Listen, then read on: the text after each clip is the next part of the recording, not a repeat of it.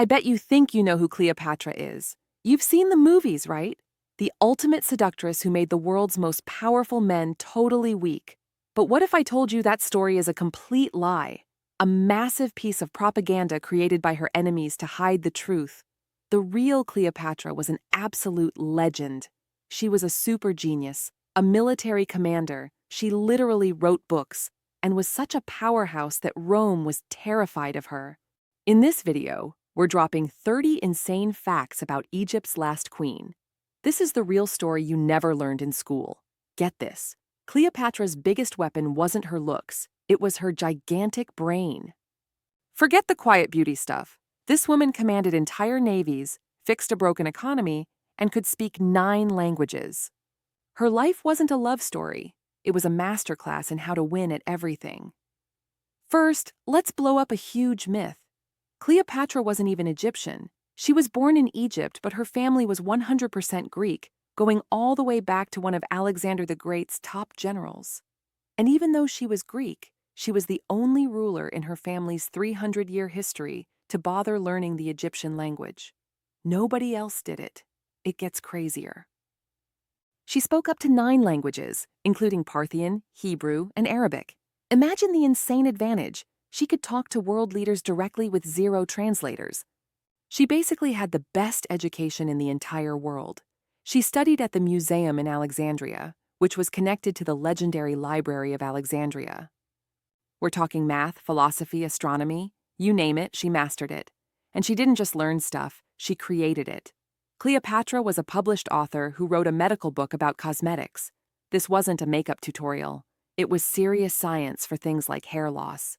Seriously, her brain was her superpower, not her face. Old coins show she had a strong nose and a big chin, nothing like the movies. It was her insane charm and intelligence that blew people away. She and Mark Antony started their own VIP club called the Inimitable Livers. They threw the most insane parties every single night and would even sneak out in disguise to prank people on the streets of Alexandria. She was a huge supporter of science and art. Under her, the Library of Alexandria was basically the intellectual capital of the planet. She funded all the smartest people to come there and work. Cleopatra became queen at only 18, but there was a catch. Her dad's will said she had to co-rule with her little brother, who was just 10 years old. And to keep the royal bloodline pure, she had to marry her 10-year-old brother. But this was all business. She immediately started pushing him out to take 100% control. Her brother's crew fought back and kicked Cleopatra out of Egypt. But did she give up? No way. She instantly raised her own private army to take back her throne. This is one of the most legendary moves in history. To get to Julius Caesar, she had herself rolled up in a rug and smuggled past enemy guards.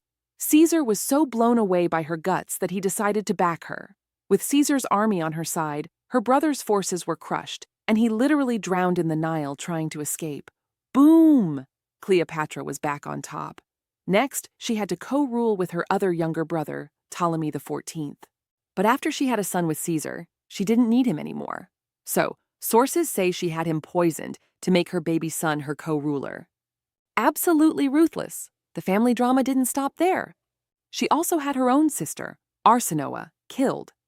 Arsinoe had tried to steal the throne, and Cleopatra saw her as a threat, so she convinced Mark Antony to execute her. Savage. Her famous romances with Julius Caesar and Mark Antony weren't just about love. They were galaxy-brain political moves to keep Egypt safe from the unstoppable Roman Empire.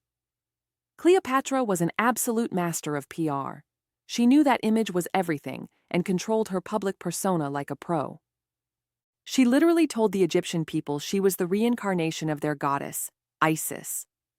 This was a genius move to win their loyalty since she was technically a foreign ruler.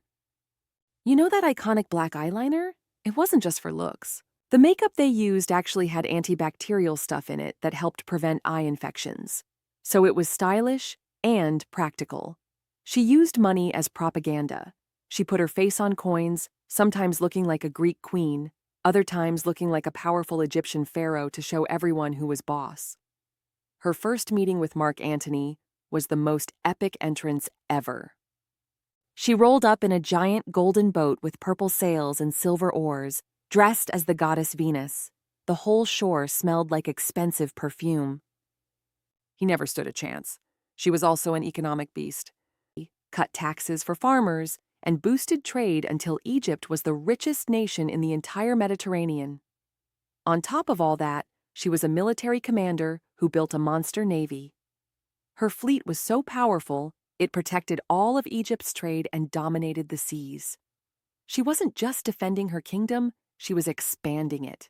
Using insane diplomacy and alliances, she started taking back land Egypt had lost, making it more powerful than it had been in generations. But then came the final boss battle. Cleopatra and Mark Antony's massive fleet got completely crushed by their rival, Octavian, at the Battle of Actium. It was the beginning of the end. As Octavian's army surrounded them, Antony got fake news that Cleopatra was dead. He completely lost it and stabbed himself with his own sword, dying in her arms. Cleopatra's final move is legendary. The story says she let a venomous snake bite her. But today, most historians think she used a super-fast poison, maybe on a pin. A snake would have been too slow and messy. She wanted a clean exit. Her suicide was the ultimate power move. Octavian wanted to drag her through Rome in chains as a trophy. She refused to let that happen, reportedly saying, "I will not be led in triumph," and took her own life. After she died, Octavian executed her son with Caesarion, because he was a rival. Her other 3 kids with Antony were captured and paraded through Rome. Only their daughter, Cleopatra Selene, survived to become a queen herself. Cleopatra was the last pharaoh of Egypt. Her death marked the end of her family's dynasty, the end of an entire era, and the moment Egypt was swallowed by the Roman Empire, ending 3,000 years of pharaohs. Game over. So that whole story of Cleopatra being just a seductress, it was all Roman propaganda. They made it up to make Mark Antony look bad and to justify their war. The story is 1,000,000 times better. She was a multilingual genius, a ruthless strategist, and a fierce queen who went head-to-head with the most powerful empire in the world. She wasn't a side character in Rome's story. She was the star of her own epic. Which of these facts just blew your mind? Do you think history got her story completely wrong? Let me know in the comments. And for more insane history they don't teach you in school, smash that like button and subscribe right now. Thanks for watching.